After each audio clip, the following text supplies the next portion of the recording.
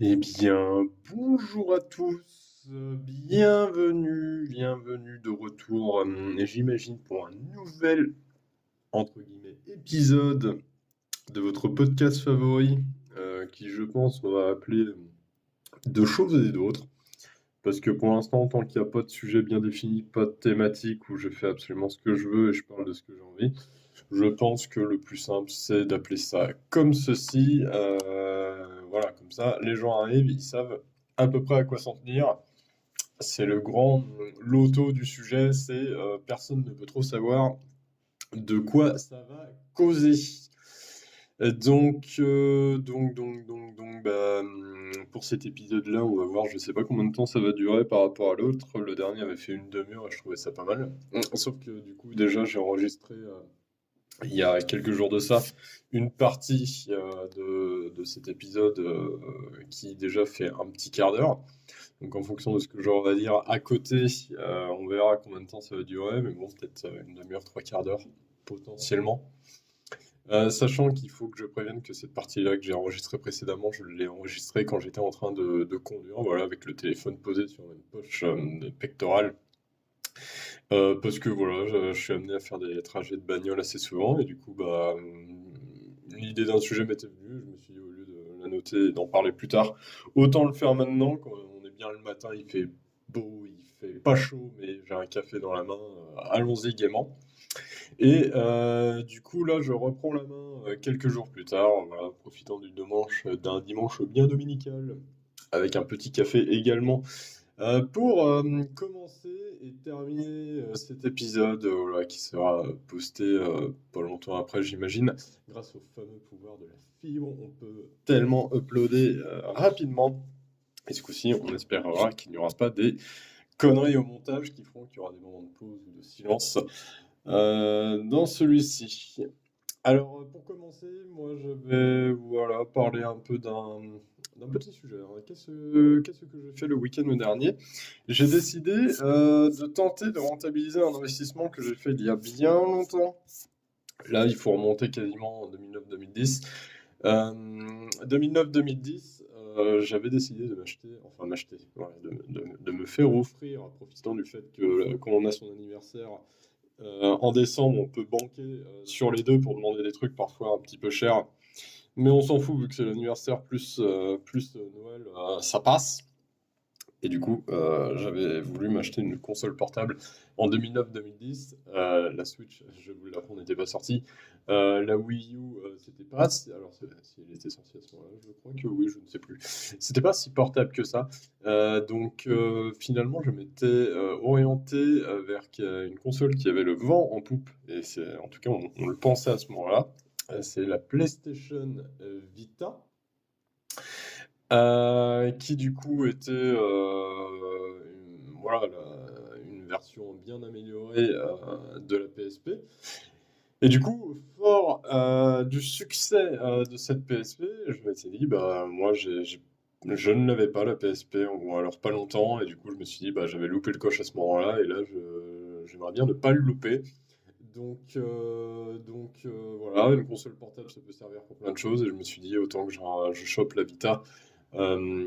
Et comme ça, quand les jeux sortiront, je pourrais, entre guillemets, directement y jouer, en profiter, et voilà, un peu comme des gens qui s'achètent une console quasiment le jour de sa sortie, ils peuvent profiter, on va dire, de la console quand elle vend en poupe, sans être en retard sur les sorties de jeux. Et voilà. Malheureusement, le pari de l'époque ne s'était pas révélé payant parce que visiblement PlayStation s'était permis de sortir une console portable sans que la stratégie d'entreprise soit tournée vers le marché de la console portable, étant donné que ça a duré pendant 2 3 ans dans ces eaux-là, et puis ensuite, allez, 4 ans max, et ensuite ils ont clairement dit que bon, ils arrêtaient, même pas les frais, hein, parce que je pensais que ça devait leur coûter si cher que ça, mais qu'en gros ils arrêtaient de supporter la PlayStation Vita, que théoriquement elle n'avait pas rempli l'objectif, etc. Malgré le fait qu'au Japon c'était une console vraiment très appréciée. Donc globalement, l'idée c'était plus de jeux dessus qui allaient sortir Et pour tous ceux qui l'ont acheté, globalement, on était invités à aller se faire foutre, hein. Mais qu'on était cordialement invités à acheter une PS3, PS4, parce qu'on peut voilà, faire des trucs avec la PS Vita sur une console de salon. Donc voilà, donc on était juste invités à passer sur une autre console, donc dépenser encore du pognon. Euh, En espérant qu'à un moment donné, on puisse retoucher à la PS Vita pour que ce soit utile pour quoi que ce soit. Et, euh, et du coup, voilà, dernièrement, j'avais réfléchi au fait que, avec le boulot de généalogiste que je fais, je suis amené assez souvent à passer des nuits à l'hôtel parce que assez loin de chez moi, je ne puis y revenir dormir à l'appart. Donc, et du coup, entre les bouquins et les films, bon, c'est bien, mais je me suis dit, bah ouais, mais si parfois j'ai envie de jouer, qu'est-ce que je peux faire? Alors, du coup, j'ai tenté dans un premier temps de télécharger l'application MyBoy sur mobile pour émuler des jeux Game Boy Advance pour en fait rattraper les classiques tout simplement parce que j'ai mis une Game Boy Advance SP mais moi voilà, globalement on m'avait acheté deux jeux et c'était tout. L'un c'était Super Mario Bros 3 donc je vais pas me plaindre, j'ai quand même eu un jeu qui était vraiment super et du coup par rapport à ça je m'étais dit que on pouvait tenter de jouer en utilisant ce format. Un format qui ne s'est pas avéré payant finalement, car tout simplement le tactile, je trouve, ne se prêtait pas du tout. En tout cas au jeu Game Boy, parce que bah voilà, c'est, comment dire, une fois ça répond, une fois ça répond plus. Donc oui, donc j'ai modifié un truc au niveau du son parce que j'ai checké, le son était pas ouf, du coup j'ai modifié un truc et j'espère que ce sera mieux là. Donc je reprends oui, donc l'émulation sur mobile, je n'y arrivais pas tout simplement parce que les touches ne répondaient pas de manière aussi réactive que certains jeux de plateforme le demandaient. Et c'était juste frustrant, sans parler du fait que il faut se rappeler que sur les Game Boy, il y avait des touches L et R qui étaient derrière la console, ce qui faisait qu'en fait, sur l'émulation, ils étaient juste sur les bords, en haut à gauche et droite du téléphone, donc c'était juste très compliqué de les atteindre. Et ce sont des touches qui peuvent avoir leur importance, donc c'était juste chiant. Et à partir de ce moment-là, je me suis dit, bon bah, est-ce que j'ai une alternative autre que m'acheter une Switch, qui je suis pas un très très grand fan de cette console, ou un Steam Deck, qui est du coup la console portable sortie par Steam, qui a l'avantage de pouvoir jouer à une grande partie de ces jeux déjà achetés, sur lesquels on peut jouer sur PC, mais bon après 600 à 700 balles, bon ça fait un peu cher, sachant qu'en plus c'est la première version de la console, donc je préfère attendre la version 2 ou une version Pro, vous savez quand ça c'était un peu la version crash test, c'est-à-dire collecter à peu près tous les avis, et ils en ressortiront une seconde dans je sais pas combien de temps, ou normalement qui devrait être bien meilleure. Et puis je me suis rappelé de l'existence de cette PlayStation Vita qui en fait séjournait depuis quasiment 13 ans dans mon tiroir, sans que rien ne puisse être fait dessus, parce que même je crois bien que j'avais paumé mon compte Sony à ce moment-là, donc les deux jeux que j'avais dessus, je pouvais même pas y jouer. Donc, et du coup c'est à ce moment-là que je me suis posé la question, je me suis dit, mais est-ce que il y a des mecs qui ont réussi à émuler dessus? Eh bien, il s'avère que oui! Et c'est là qu'on rentre dans le vif du sujet, c'est que du coup, le week-end dernier, je suis rentré pour la récupérer. Je suis allé voir sur les internets et j'ai fini par réussir. C'est dans une étape, et plusieurs étapes d'ailleurs, qui ont montré qu'il y a vraiment des étapes de passer dans l'émulation où maintenant, en fait, les gars développent pas seulement la technique pour émuler, mais en fait, la technique, c'est juste en fait de télécharger un ou deux trucs, des scripts qui vont s'exécuter automatiquement, qui vont du coup craquer ta console et installer ce dont tu as besoin dessus. Et à la fin, voilà, à une époque, c'était vraiment, on me disait alors il faut que tu rentres dans la console, il faut que tu tapes ci, que tu tapes ça, etc., etc. Donc il fallait absolument faire tout toi-même. Maintenant, tout ce que tu as à faire, c'est télécharger deux trois trucs qui font le boulot à ta place. Et ça, c'était vraiment extrêmement plaisant parce que c'est vrai que quand il connaît pas grand-chose au développement, etc., quand il faut craquer une console ou etc., bah, si tu dois tout faire toi-même, tu te retrouves vite à un moment donné à te dire, mais je suis en train de faire quoi et peut-être faire des conneries. Alors que là, finalement, c'était plutôt très simple. Et après, il faut pas se mentir, quand une console est abandonnée par son constructeur, bon, ils seront pas très regardants sur ce que tu feras dessus, je pense. Et du coup, voilà, j'ai finalement réussi à installer le logiciel RetroArch dessus, qui est du coup un logiciel d'émulation. Et dernièrement, j'ai pu commencer un grand classique du jeu de plateforme qui est Castlevania Aria of Sorrow. Et je passe de très agréables moments dessus. Et finalement, avec les jeux Game Boy, Super Nintendo, etc., etc., bah, tout ce qui est rétro gaming, il y aura finalement moyen de la rentabiliser après tout ce temps. Et sachant qu'à côté de ça, on peut écouter de la musique, regarder des vidéos, donc sur un écran qui est quand même plus grand que celui d'un mobile. Donc il y a quand même moyen de faire des trucs. En plus, c'est tactile, on va pas bouder son plaisir. C'est vraiment que gagnant-gagnant. Donc voilà pour le petit épisode sur voilà, la nécromancie d'une console abandonnée depuis déjà bien des lunes dans un tiroir. Et bien maintenant, elle sert plutôt pas mal et elle fonctionne toujours aussi bien. Donc c'est vraiment très plaisant. Donc voilà pour ce sujet. J'avais un autre sujet qui m'est venu ce matin lorsque j'étais sur Twitch en train de regarder la matinale de Samuel Etienne sur journaliste de son état sur du coup bah, la matinale on lit les gros titres et ça en parle dans le chat et avec Samuel Etienne et à un moment donné il parlait du coup du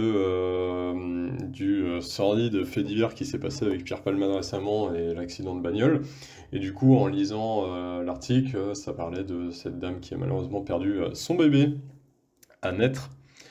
Enfin, je ne sais plus de combien de temps elle était enceinte, mais il me semble pas tant, mais assez quand même. Et, euh, et du coup, il a raconté un détail lu dans un autre journal, un détail bon, un peu sordide qui impacte un peu. Et donc même moi, enfin même moi, je me suis dit, ah ouais, chaud. Mais quelqu'un a tapé dans le chat quelque chose qui a été relevé par Samuel Etienne et ça me permettait enfin ça m'a interpellé comme à chaque fois que j'en entends parler.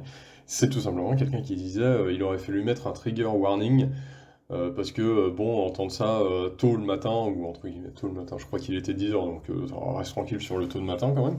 Mais il aurait fallu un trigger warning parce que j'étais pas prêt. En gros j'étais pas prêt à entendre ça. Nanana.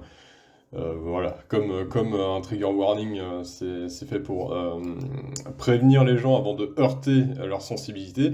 Bah là, la personne se plaignait qu'on ne l'ait pas prévenu avant de heurter sa sensibilité. Et du coup, bah, moi, les trigger warnings, c'est pas la première fois que j'en entends parler, c'est pas la première fois que j'en vois. Et en fait, je voulais tout simplement exprimer mon avis dessus, qui peut être un avis absolument discutable, très mauvais, et voire même celui d'un con.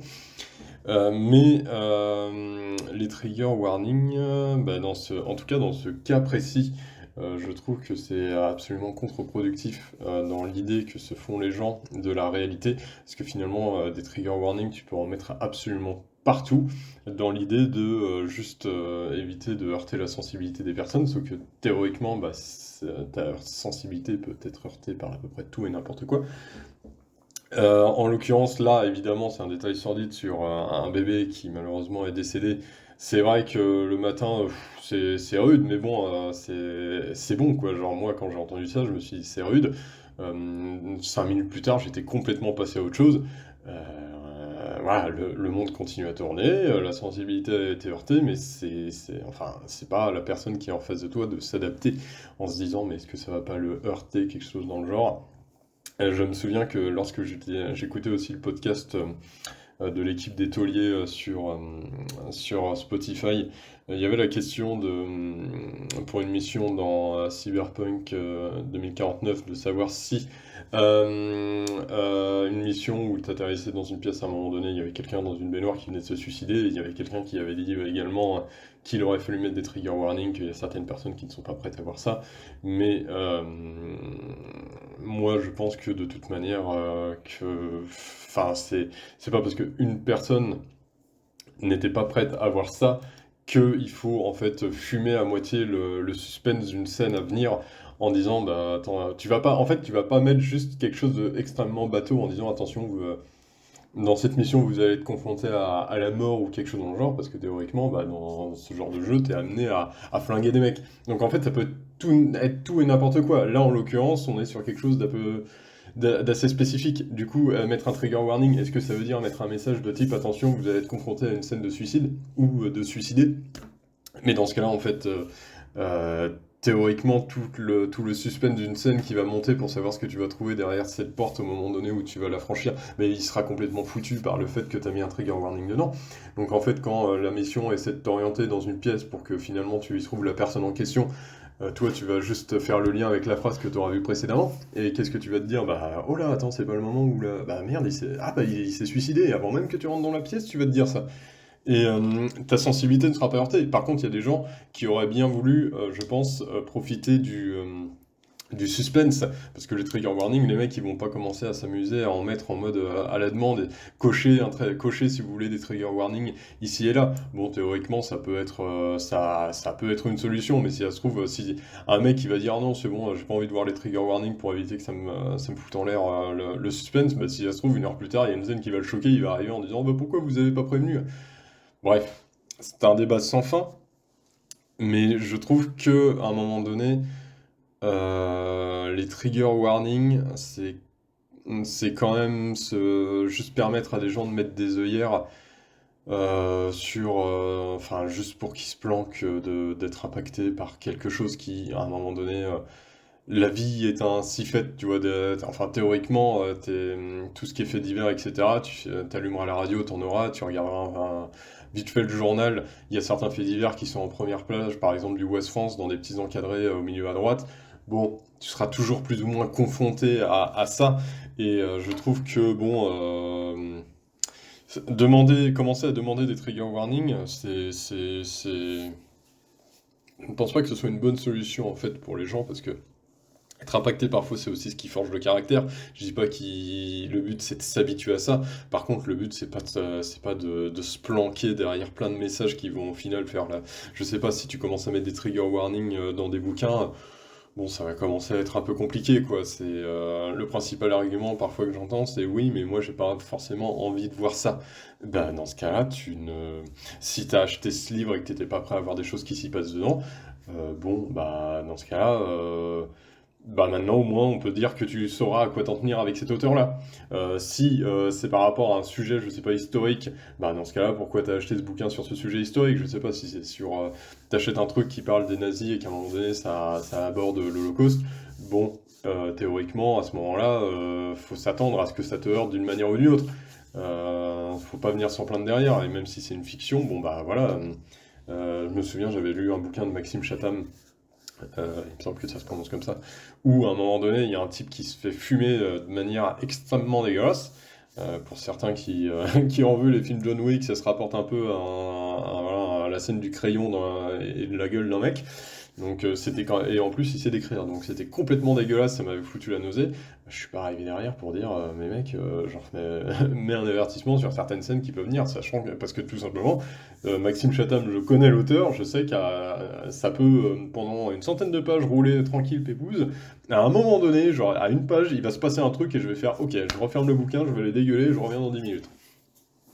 Donc voilà, mais enfin, je pense que théoriquement, on est tous capables de passer à autre chose 5 minutes après, quelque chose qui nous a marqué, que ce soit dans un bouquin ou dans une autre œuvre. Euh, Par rapport à certains arguments que j'ai entendus, bah, par exemple, quelqu'un dont une personne de sa famille s'est suicidée et il se retrouve confronté, je sais pas, à la scène dans Cyberpunk 2049. Eh ben oui, effectivement, c'est malheureux, mais à un moment donné, il faut aussi prendre en compte le fait que pour un ou une dizaine de personnes qui ont été salement impactées par cette scène en se disant bah non, j'étais pas prêt à voir ça, pas maintenant, après, genre, je sais pas, bah, si l'événement est récent, bah oui, mais bon, dans une logique de production d'œuvre, faut aussi penser aux centaines de milliers de personnes qui ont acheté le jeu derrière et qui, eux, n'ont eu qu'un problème, et bah c'est comme ça. C'est comme ça, qu'à un moment donné, tu vas pas. Enfin. Enfin, je sais pas où on peut aller avec ce genre de phrase, mais enfin, sans, ouais, je sais pas. Le fait de dire qu'il faut pas non plus qu'une minorité commence à dicter la marche à suivre dans certains cas, bon, ça, cette phrase, faut faire gaffe parce qu'il y a certains cas où ça peut être bien utilisé, pas du tout.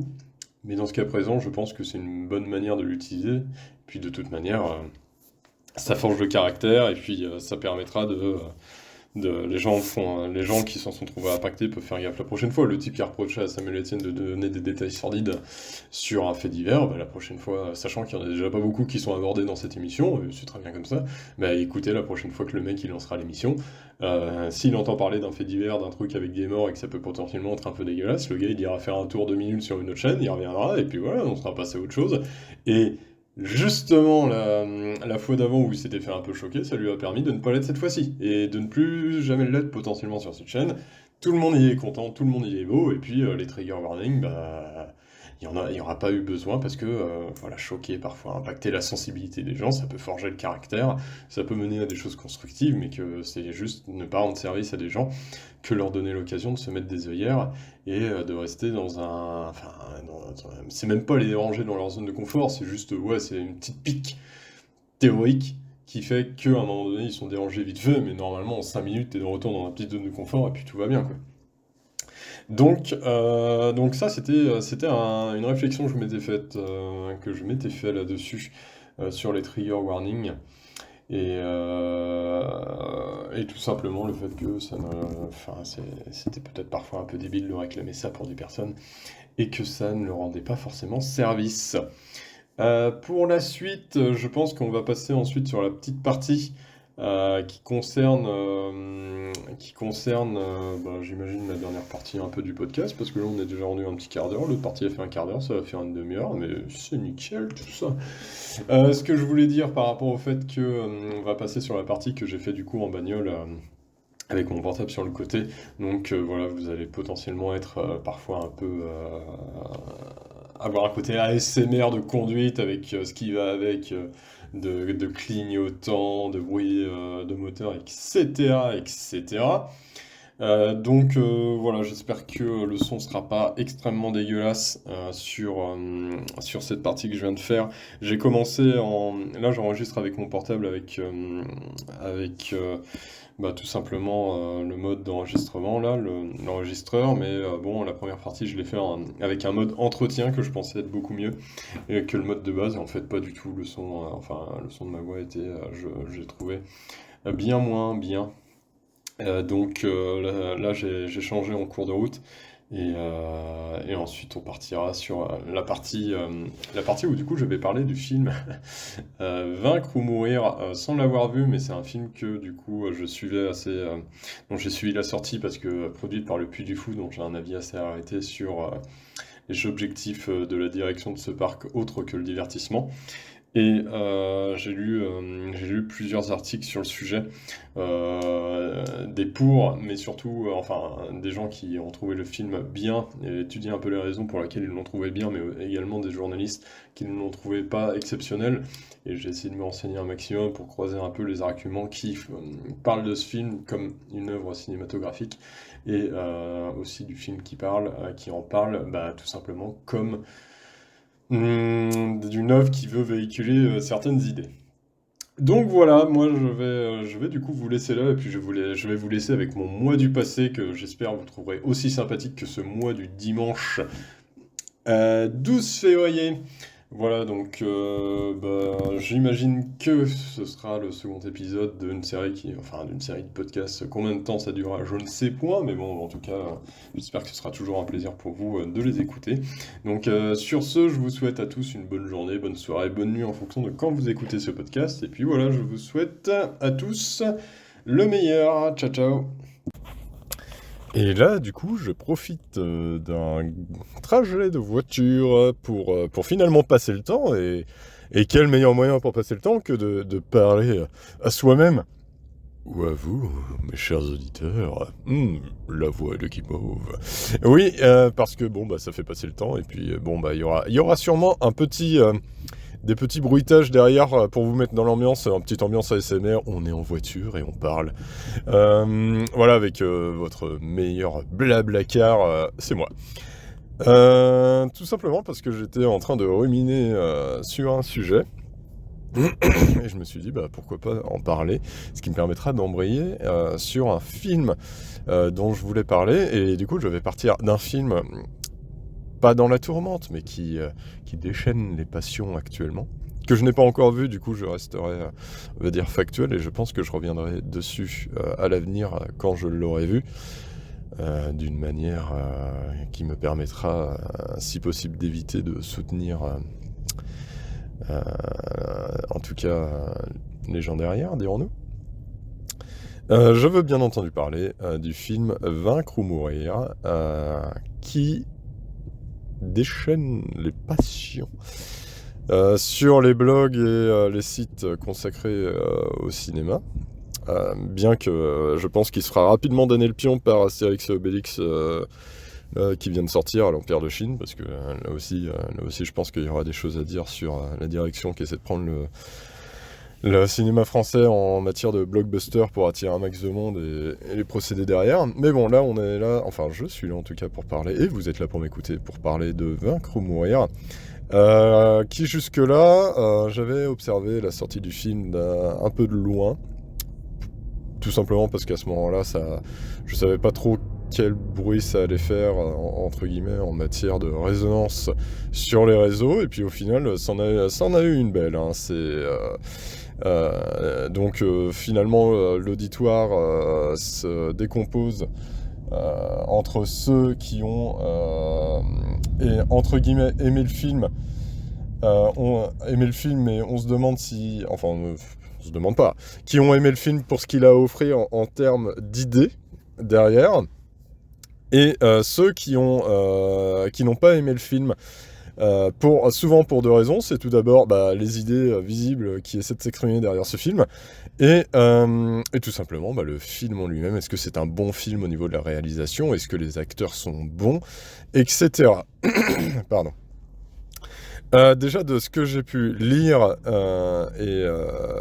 et entendre, c'est que le film commence par des interviews d'historiens, procédé que je trouve assez peu productif, étant donné qu'on est là pour voir un film. Donc si t'as quelque chose à dire sur la trame historique, tu te démerdes comme tu veux, mais tu le montres, parce que voilà, hein, on est là devant un film, même si c'est un film qui se veut un peu docu, il me semble aussi également. Mais le souci que j'ai ensuite derrière l'intervention d'historiens excusez-moi, c'est que finalement ces historiens, qu'est-ce qu'ils ont écrit, comment s'inscrivent-ils dans l'étude l'étude du sujet abordé par le film? Alors voilà, parce que j'ai oublié de dire, mais le film, c'est bien sûr Vaincre ou mourir, c'est sur les guerres de Vendée, et qui tourne autour du personnage de Charette, et plus généralement la Vendée face aux colonnes républicaines qui donc sont intervenues pour mettre fin à cette guerre civile, décidément.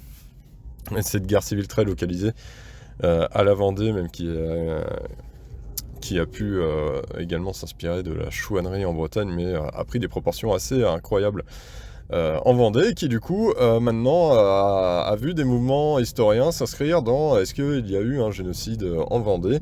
Et du coup voilà, globalement de ce que j'ai pu lire et avoir comme cours sur ce sujet, finalement il y a les historiens qui étudient le sujet et qui ensuite émettent des conclusions sur est-ce qu'il y a eu génocide? Oui. Et si ce n'est pas un génocide, comment on a pu arriver à de telles disproportions d'intervention de la République en Vendée? Et il y a ceux qui partent de l'idée que c'est un génocide et qui en fait vont essayer de prendre par-ci par-là des éléments historiques pour essayer de soutenir leur thèse.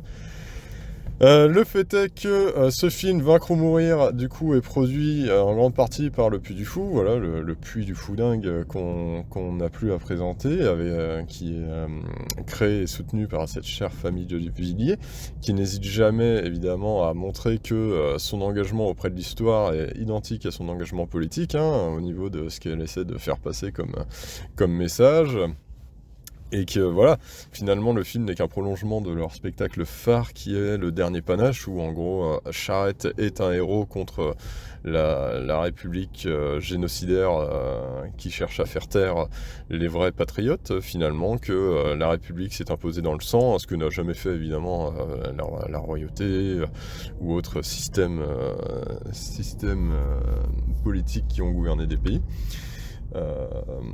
Et du coup, là où on va en venir sur ce film, c'est qu'il utilise divers procédés pour finalement, on va dire, étendre son spectacle Le Dernier Panache aux salles du cinéma pour faire sûrement plus de pognon, mais aussi pour très probablement commencer son Puy du Fou Cinematic Universe, sûrement pour concurrencer Marvel.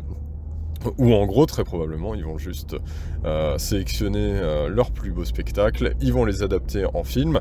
Donc moi, personnellement, après Vaincre ou Mourir, je verrais bien un film sur Jeanne d'Arc, parce qu'au final, c'est aussi un de leurs spectacles très réputés.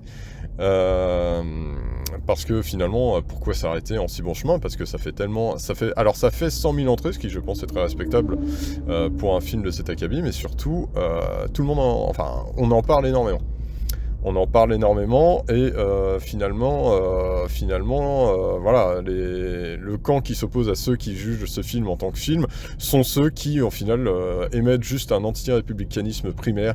C'est il faut aller voir ce film parce que personne n'en parlera jamais de cet épisode de la République. Les vrais patriotes, eux, devraient aller voir ce film pour soutenir ce genre de production qu'on ne verra jamais. Alors, il y avait aussi eu des gens qui discutaient sur le fait que, alors voilà, il y en a qui disaient que ils n'étaient pas vraiment ok avec l'idée de ce film parce qu'il y avait quand même une propagande qui se cachait derrière, une propagande plus ou moins royaliste, voilà, pro-vendéenne.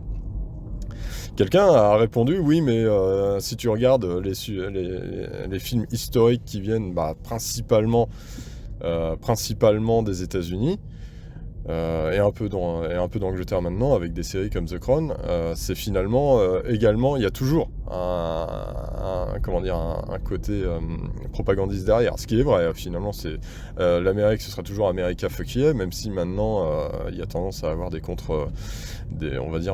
films qui contre cette propagande, plus ou moins bien, comme toujours. Mais voilà, c'est que finalement, l'argument derrière, c'est que les films historiques ont toujours plus ou moins eu un aspect biaisé et que voilà, pourquoi ce serait dérangeant dans ce film? Et ben moi je trouve que c'est dérangeant parce que c'est pas parce que tout le monde le fait que nous on aurait dû le faire. Je veux dire, c'est pas compliqué factuellement de prendre des épisodes historiques, leur rajouter un côté épique. Ça, parce qu'à un moment donné, il faut bien aussi intéresser les gens avec le film. Tu rajoutes un côté épique, puis là, il n'y a pas de problème.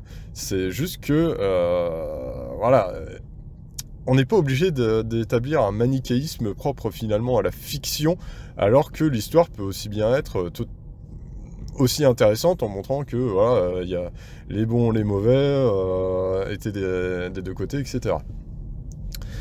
Donc voilà, et puis du coup, moi ce qui me dérange un peu sur le fait que le Puy du Fou continue à faire des films, c'est que d'un côté, j'imagine que les films seront bien réalisés, des films historiques, on en veut, ça, il n'y a pas de problème, si ça peut lancer une mouvance de ce côté-là, ce serait vraiment super, mais si c'est uniquement le Puy du Fou qui en produit, finalement, on aura toujours un aspect politique derrière assez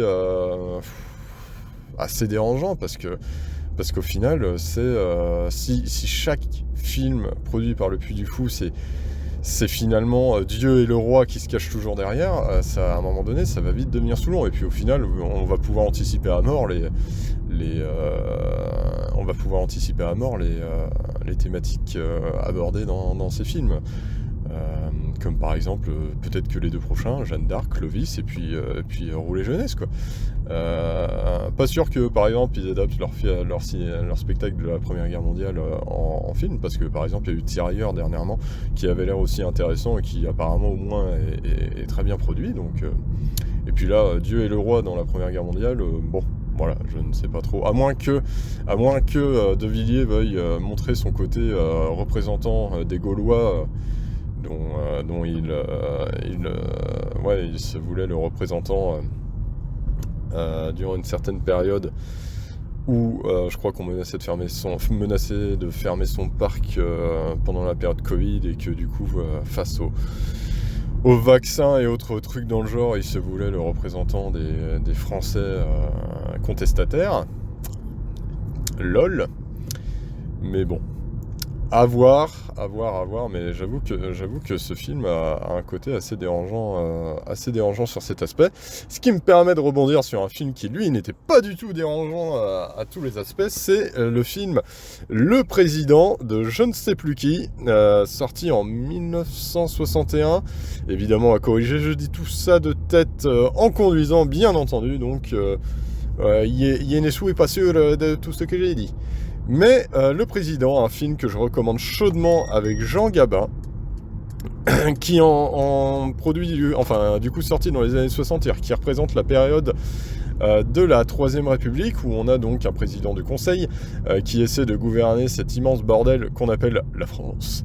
En gros, c'est tout simplement Jean Gabin qui, selon moi, était dans une de ses meilleures périodes d'acting, c'est-à-dire qu'il commence un petit peu à avoir de l'âge, et on commence à lui donner des films où il fait le vieux un peu bougon, qui a des formidables tirades, avec évidemment des dialogues d'Audiard qui sont, mais c'est du caviar pour les oreilles. Et dans ce film, en gros, c'est un président du Conseil qui s'est retiré suite à des dissensions politiques, et qui du coup fait une rétrospective justement de cette période, de ces dernières semaines, on va dire, de gouvernance, avec du coup, on va dire, son plus fidèle soutien, qui est devenu son adversaire, qui est Chalamon, interprété par Bernard Blier, qui allait dans l'ongle et a fait une crasse au président du Conseil à ce moment-là, qui l'a répudié, mais sauf qu'à un moment donné, lorsque le président du Conseil s'est retiré, à un moment donné, il faut élire un nouveau président du Conseil, et Chalamon voudrait bien en être, et va chercher par tous les moyens à le devenir. Voilà, c'est vraiment effleurer la surface du film, et c'est un film que je recommande chaudement, parce que en dehors évidemment de ce que j'ai parlé, c'est-à-dire les dialogues de Audiard, Jean Gabin qui est magistral, etc., ce film parle politique, mais à la fin du film, tu te demandes finalement... est-ce qu'il y avait un bord ? Si, je pense, tu te poses la question, c'est qu'il n'y en avait pas vraiment, parce que du coup, le film est assez bien tourné pour qu'à... En fait, dans le film, on parle de gauche et de droite à certains moments, mais tu ne sauras jamais, en fait, de quel bord se place le président, parce que, bon, globalement, la manière dont c'est tourné, il est plus ou moins des deux bords en fonction des besoins. C'est un peu, pas la caricature, mais c'est la vision d'un président qui, telle situation se pose, et il pourrait prendre autant une décision qui tiendrait à la gauche qu'une décision qui tiendrait à la droite. Et du coup, ça, c'est un bon film politique, mais sans une idée à transmettre derrière de, vous voyez, finalement, la gauche, c'était terrible, etc. Ou, oh là là, regardez-moi la droite, le fascisme renouvelé, etc. Non. C'est vraiment un film intelligent, qui propose des dialogues franchement merveilleux, et j'en reparle parce que c'est typiquement le genre de film, samedi, je l'ai lancé juste pour voir un extrait, et puis j'ai regardé l'extrait, puis j'ai regardé depuis le début, et j'ai passé un excellent moment. Voilà, donc c'était pour faire un parallèle entre deux films, un que j'ai vu et l'autre que je verrai, pour me faire une idée personnelle, parce que finalement, Vaincre ou mourir, j'en parle avec tout ce que j'ai lu derrière, mais je ne l'ai pas encore vu. Donc j'espère le voir assez rapidement, afin de m'en faire une idée, et peut-être que je reviendrai dessus avec une opinion peut-être changée. Parce que, comme on dit, il n'y a que les cons qui ne changent pas d'avis.